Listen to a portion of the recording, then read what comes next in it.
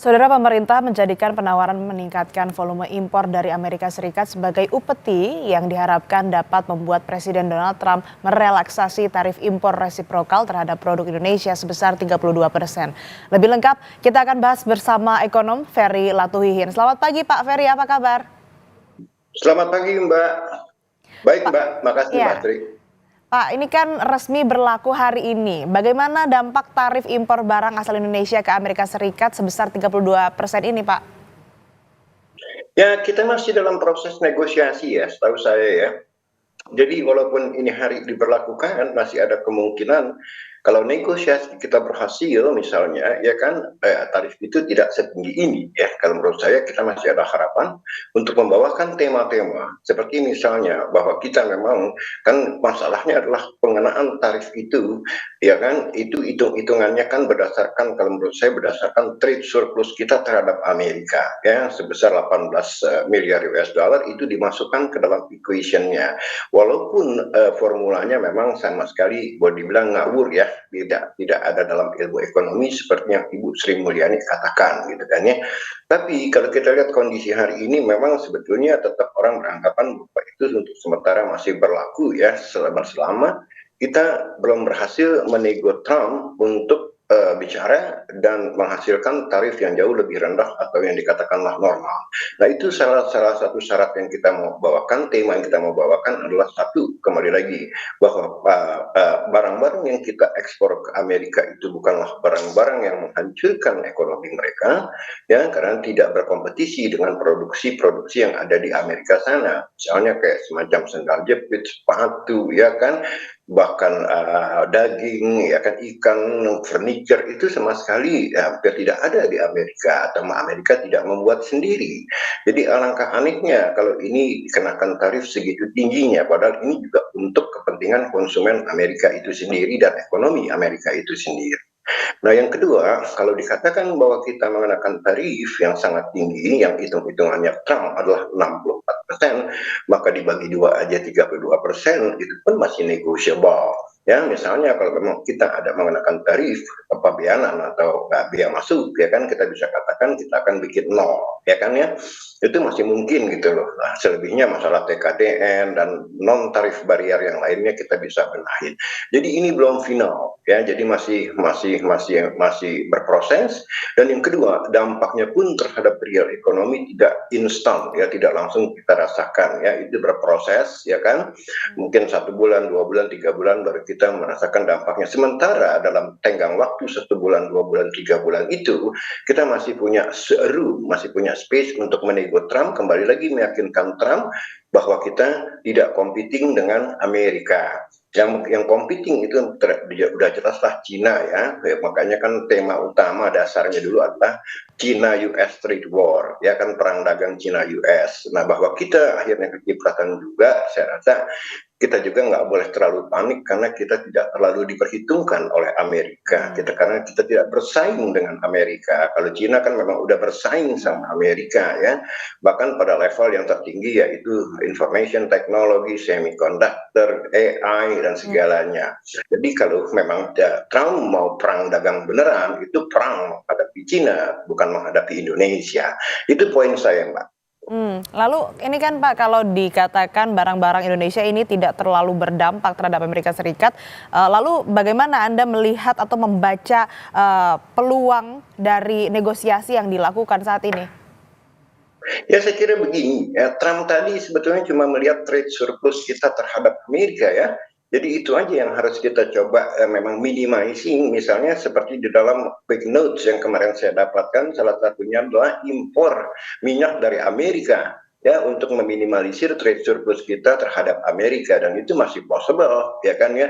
Mungkin barang-barang lain juga ya kan kita akan impor dari Amerika dan masih possible dengan tarif masuk nol ya kan ya. Jadi masih banyak space untuk menego Trump bahwa kita memang benar-benar mau kooperatif ya kan, kita tidak melakukan retaliasi tapi kita memang mau berkooperasi dengan Amerika sehingga seharusnya space itu masih bisa menghasilkan goal yang kita harapkan. Artinya langkah negosiasi yang dipilih pemerintah ini Anda nilai apakah tepat dilakukan untuk bisa kemudian menurunkan atau merelaksasi tarif yang ditentukan Trump sebesar 32% terhadap Indonesia? Ya, saya yakin banget itu Itu satunya. satu-satunya alat ya, negosiasi tadi seperti misalnya Vietnam, apakah nanti diterima atau ditolak, tapi kita tidak bisa punya opsi lain ya. Opsi kita satu-satunya adalah kembali lagi menego Trump, walaupun mungkin makan waktu ya kan, walaupun mungkin tidak segampang apa yang kita bayangkan, tapi at least it is the only one, itu satu-satunya kita menghadapi Trump. Yaitu Trump cuma pingin satu, jangan terlalu banyak trade surplus terhadap Amerika. Ya kan, kalau bisa memang kita win-win atau istilahnya begini, trade balance kita memang benar balance in the sense bahwa tidak terlalu banyak trade surplus and deficit antara dua negara itu. Saya rasa ini sangat possible ya, beda sama Cina loh. Kalau Cina memang berat sekali ya, mereka bisa melakukan retaliasi dan mereka punya power, kalau kita tidak punya, Mbak. Baik, penegasan saja Pak Ferry, artinya Anda menilai ada optimisme ya dari perang dagang yang dicanangkan oleh Trump ke Indonesia? Ya, saya masih optimis. Saya optimis dalam arti begini, semua tergantung daripada kualitas negosiator kita menghadapi Trump ya. Itu juga penting ya, bagaimana narasi-narasi yang harus kita bawakan kepada Trump sehingga meyakinkan Trump bahwa kita sangat serius mengikuti kemauan. Hmm. Nih kita beralih ke bursa domestik Pak Ferry. Kemarin hari pertama pembukaan market setelah libur Lebaran yang cukup panjang ya, market ini langsung kena trading halt. Bahkan di 9,12%. Nah, sentimen apa sih sebetulnya yang paling mempengaruhi market?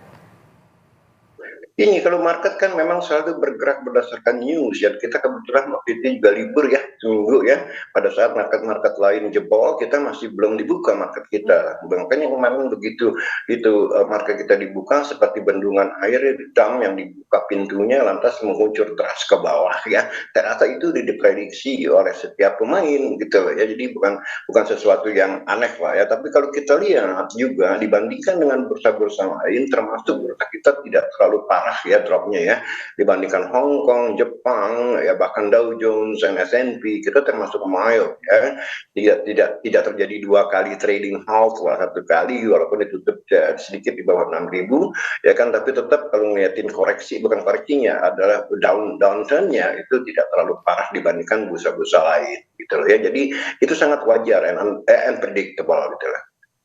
Baik, Pak, saya ingin ajak melihat dulu kondisi terkini di Bursa Efek Indonesia. Tadi perdagangan sudah dibuka pukul 9.00, kemudian sekarang terlihat di zona hijau menguat sebesar ini masih bergerak begitu ya. Nah, tapi menjadi kembali yang asalnya 5.000 sekian, sekarang sudah 6.000 lagi, menyentuh 6.000 lagi nih Pak Ferry. Anda melihat ini seperti apa dan proyeksinya ke market domestik bagaimana Pak Ferry?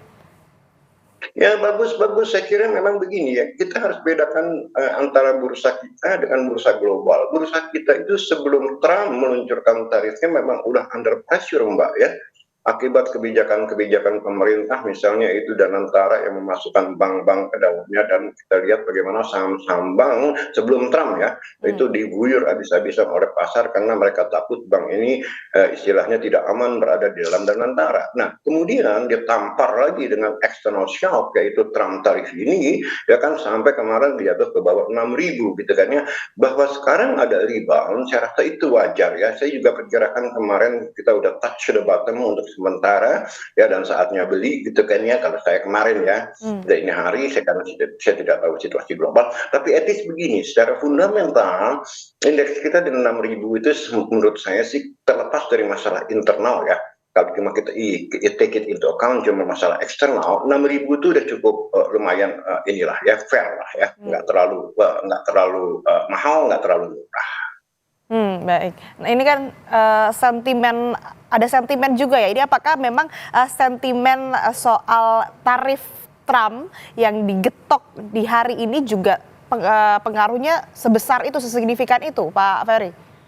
Iya, karena gini, kembali lagi logikanya kan market juga punya logika ya Mbak ya, bahwa Indonesia nggak pantas dikenakan tarif segitu seperti Cina karena kita bukan kompetitor Amerika dan kita masih punya waktu dan ruang untuk menego Trump menurunkan tarifnya gitu loh ya, nggak ke tarif awal lah. Jadi itu harapan-harapan yang secara logis ikut mengikuti perkembangan market, saya rasa ikut mendorong market.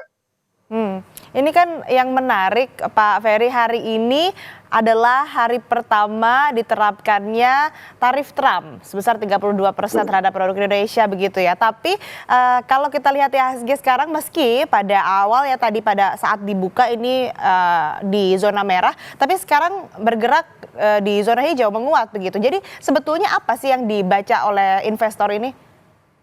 Ya yang dibaca kembali lagi bahwa kita nggak perlu terlalu panik ya menghadapi Trump ya. Jadi karena apa? Tadi saya bilang kita tuh bukan musuh besarnya Trump ya kan, yang menjadi musuh besar utama dan diperhitungkan, sangat diperhitungkan dan kalau bisa mau dihajar habis-habisan adalah Cina. Karena Cina ini yang boleh dikatakan oleh Trump mungkin hollowing out, dia punya ekonomi menggerogoti ekonomi Amerika. Barang-barang kita kan tidak berarti gitu loh ya. Kita juga negara yang tidak terlalu diperhitungkan lah ya sama Amerika ya. Ya walaupun surplus kita juga nggak gede-gede banget, cuma 18 billion yang bisa dinego sampai ke nol juga bisa seandainya kita melakukan impor dari Amerika ya kan ya. Jadi kalau Cina kan itu kan surplusnya ratusan billion US dollar dan itu mengancam ekonomi Amerika, barang-barangnya pun competing. Kalau kita enggak gitu loh. Logika market adalah kembali lagi kenapa ini harus bisa hijau ya kan, saya nggak tahu ntar merah lagi apa enggak, tapi yang udah jelas logika market adalah Indonesia akan berhasil menego Trump gitu loh. Ini kalau kita lihat di layar Kompas TV, Pak Ferry, sentimen positif ini kira-kira perhitungan Anda sampai kapan? Lalu apa yang harusnya dilakukan oleh pemerintah untuk menjaga sentimen positif di market domestik? Ya, kalau yang harus dilakukan pemerintah secepat mungkin mengkomunikasikan kepada masyarakat bahwa pemerintah is ready to talk to Trump, ya kan, itu satu, ya kan, dengan keyakinan bahwa mereka akan berhasil menego Trump, itu dua, ya kan. Nah, yang ketiga adalah kembali kalau market itu sendiri, saya tidak tahu apakah ini hari hijau, sekarang hijau, ntar merah, tidak tahu, tapi yang jelas hijau paginya ini udah memberikan satu indikasi bahwa market tidak terlalu panik lagi seperti kemarin begitu buka langsung nyemplung 9% kan begitu Mbak ya. Hmm, Artinya memang tarif yang digetok Trump mulai berlaku hari ini sebesar 32%, tentu dampaknya cukup signifikan. Tapi langkah negosiasi yang dilakukan pemerintah disebutkan oleh Pak Ferry tadi ini menjadi salah satu cara yang bisa dilakukan yang bisa kemudian meredam begitu ya gejolak yang ada di publik dan juga dampak-dampaknya, efek dominonya terutama juga tadi pada pasar saham. Terima kasih Pak Ferry Latuhihin, ekonom yang telah bergabung bersama kami di Kompas Bisnis. Saya selalu Pak Ferry. Terima kasih Mbak, thank you very much.